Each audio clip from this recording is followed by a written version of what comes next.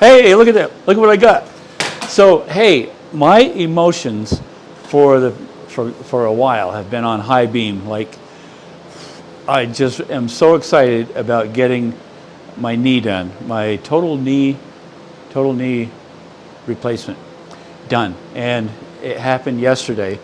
But building up to that, I kind of wanted to talk about that because it may be of interest to some of you folks, the process of going through it. I know there's been hundreds of you that have said you've had knee surgeries.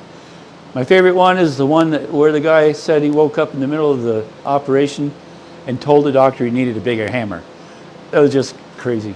Anyway, that didn't happen with me, by the way. I didn't wake up. So leading up to the surgery, prior, I met with Dr. Korsch back in the spring.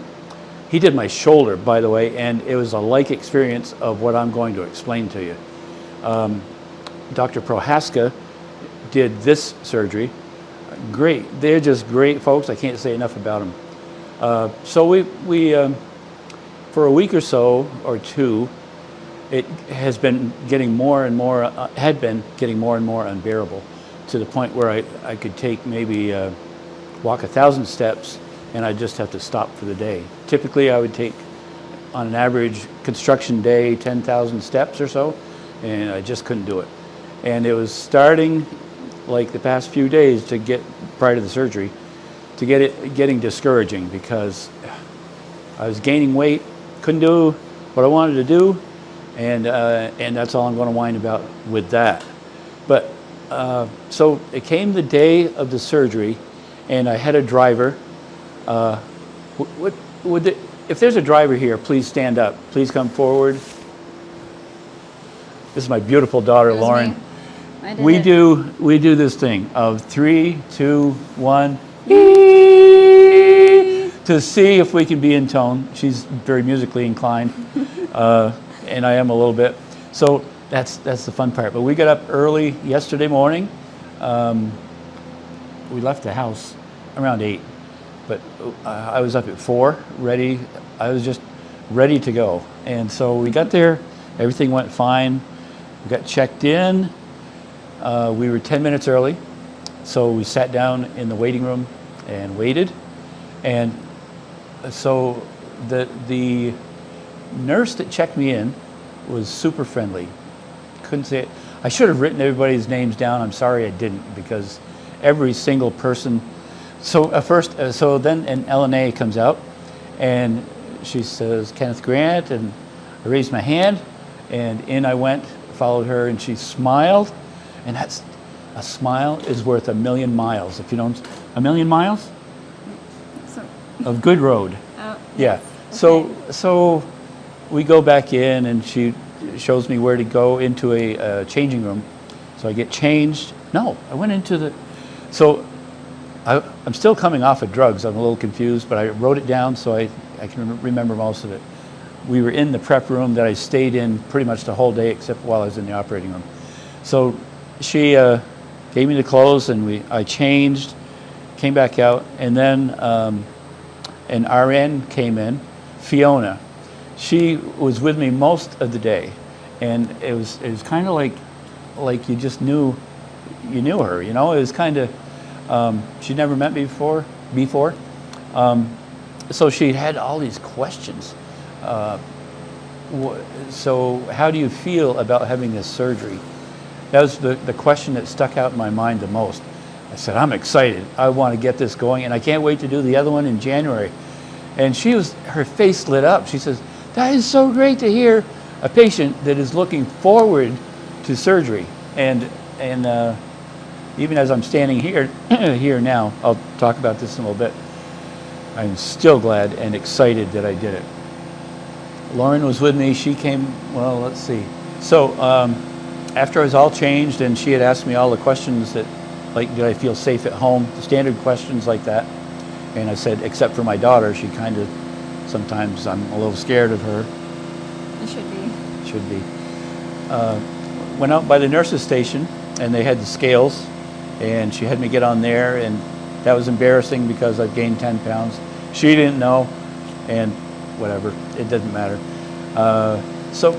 Before I got weighed, she turned the scales on, and another nurse came out of the nurse's station, and they got talking, and they were talking about some donations they were taking for like a food shelf kind of thing, where they were going to help some needy people for Christmas. And right then, it was like, I kind of felt like it was family. It was really a touching moment. Okay, break. Hope that doesn't happen much. All right, enough of that. Enough of the emotion. Enough of the emotional stuff. I told you my emotions were on high beam. So then I got weighed, and we went back in the room and started to prep. So when they talked about giving donations to the needy, that really struck me, because with Chad and Dan, the guys that worked with me before I retired, we were just a tight-knit group. We got along. We always had fun. Lauren would stop by occasionally, and it was just great. And so that kind of made it feel like a Ken's Carpentry hospital, 5-star. You know what I'm saying? So there was a lot going on in the prep room just to get ready. So in between different people coming in, Fiona and I got to visit a little, and she has this British accent, English accent. A lot of you folks from England, UK, Britain, I still don't get it right. She tried to explain it to me, and I still can't get it right. She was from Yorkshire, England, UK. She said, picture it as being Yorkshire, as being a state in the United States. I said, oh, okay, that makes sense. So anyway, we talked about that. And then one of the nurses from the operating room came in, and every single one of them asked you, so what are we doing? What's your name, sir? So I give them my name. I pass that. And then what's your birth date? I give them that. And why are you here? And I would stumble sometimes. I'm having a total knee replacement, right leg. Okay, good. And so she would go through some of the things and get her stuff all in order, so that in the operating room they would have everything ready to go. So then the anesthesiologist came in and talked with her for a while. They all smile. It's like they enjoy their job. It's such a good feeling. So anesthesiologist. So she started talking with me about options, and all I had heard before was a spinal, and I had had a spinal before, and it didn't go well. That's a whole nother story. I ended up getting put out thinking, and then when I woke up, I thought to myself, hey, you guys are changing body parts here, and I'm getting out of here. Well, I'd had a spinal, I couldn't move my legs, and I was throwing up and stuff. So I requested a general anesthesia if I could, and she said, oh, certainly, that's totally your choice. She said, and it's not, she in no way belittled me for wanting that instead of the spinal, because I didn't want that needle stuck in my back for 5 minutes or whatever. Hope I'm not talking any of you folks out of this, whatever your procedure is. It may be more comfortable for you. It just didn't work for me. So we got that done. And then I needed an IV so that they could start things running in. And Fiona came over. She spent a lot of time looking at my wimpy veins that were, it seems like they were collapsed. I don't know. I hadn't had anything to eat or drink really. And she would check around, and she said, I will only stick you twice. After that, I'll get somebody else. So she took her time. She didn't rush. The first one was a dry hole. So she went for the jugular in the elbow, somewhere in here, and struck oil. And it was like, yes! And she was so excited. And so was I, because that was only 2 sticks. with a needle. That's not bad at all. So that worked. Got all settled in, and then the Dr. Prohaska came in and asked the same question: name, birth date, what are we doing, which leg, and Fiona had said he would initial the leg so that there was no doubt, and he did. So we got that done. Very amiable. He just would take time to sit down and talk. Like, you know that the hospital's on a schedule, and they have all these other customers, patients, waiting. So he was very patient. I appreciate. He said, "Do you have any more questions?" And after he'd answer those, "Do you have any more?" And finally, I ran out of questions, and so we moved on. And then so they were all set. So the anesthesiologist came in and said, "We're going to give you a pain blocker it'd be in your thigh." And I said, "Okay." And she said, so she explained the process. "We'll clean it with an antiseptic, let that dry. Then we'll give you a lidocaine shot, I think, to numb the skin and tissue. And then we give you a big needle." So they've already plugged me in with a saline solution, and the anesthesiologist had the option of putting whatever in that she wanted to do. Tomato soup would have been good, but I don't know.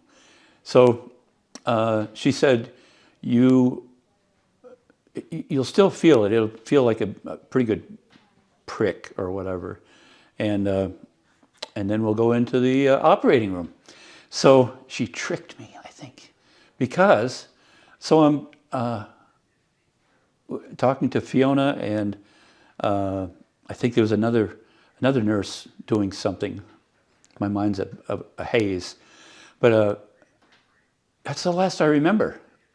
She put me out before the big shot in my leg, the big wimp shot, and I did not wake up or realize that I was awake until I got back in the room.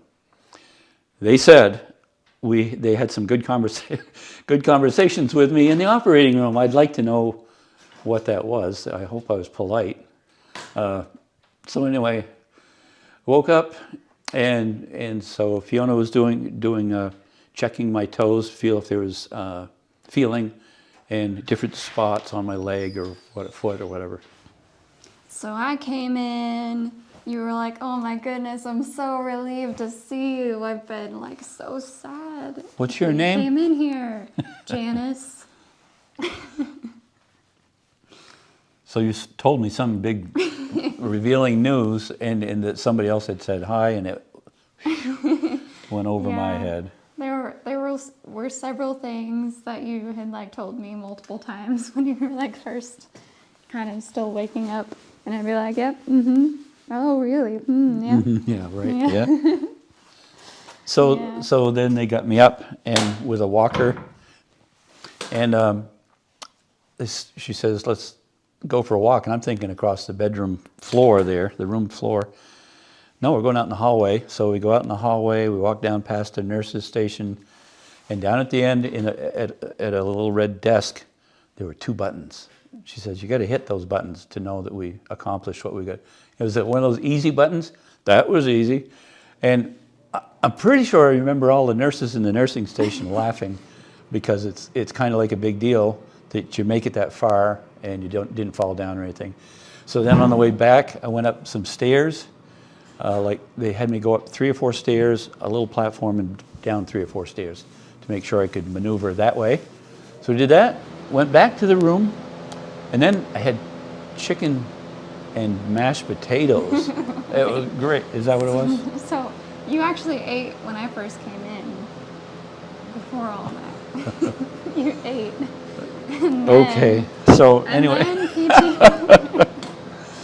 Okay. The lady came in and did PT with you, and then you went out to do the walk. Okay. You came back in. All right. Okay. Also, the button that you pressed it didn't say that was easy. Is that what you remember it saying? There's 2 buttons. Yeah? I thought It one made was. like a air horn sound. Oh, really? Yeah. So if I got the order correct, I probably didn't, because so much went on. After I got back in the room, Dr. Prohaska came back in and explained, talked a little bit about the kneecap, because that was one concern. Would they keep it or put a plastic one in? He said, we'll look at underneath and see if there's how much arthritis there is there. And he said that they did end up changing it. And I said, and then he says, do you have any questions? I said, I do.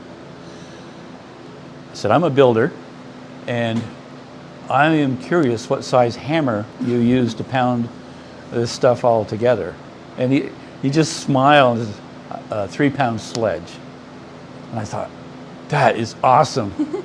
It's just so cool. I mean, and then he went into detail of the handle and the balance, and he's tried several, not on me. I think he stayed with just one. But it was just cool, you know, just like we did at Ken's Carpentry. We figured things out, and we perfected it, tried to perfect it in building. So that was a real treat. So we got done. It's like we shoot the weather, talk about the weather with him. He's just a very amiable guy. And as well as everyone on that staff, it was like a big family, at least in front of us. Mm-hmm. I bet out back there's some knockdown dragouts. What do you think? We should set up a microphone. No, just kidding. Oh my goodness. No. So then Lauren went and got the car. There may have been some other things in between. Yeah, nothing too exciting. Yeah. And Fiona and I walked all the way from my room to the car outside of the hospital. That was pretty cool. So at the end of the day, we went and got prescriptions. I thought she wheelchaired you out. No. I don't think so. Maybe. Maybe. No, I don't know. walked. I don't remember either. The facts don't matter, okay? I walked. What I don't know, I make up. So we went and got Thai food on the way home, ate, and then we went and got the medication, came back and took my nighttime stuff. I think it was just Tylenol is all I took last night. This morning, and I didn't take anything through the night. My pain level was about a 2. I think it was because of the pain blocker. So in the morning, I took Tylenol again, and it was around 2 o'clock when we came down here, and I took Tylenol again, 1,000 milligrams. I think the pain blocker is thawing out.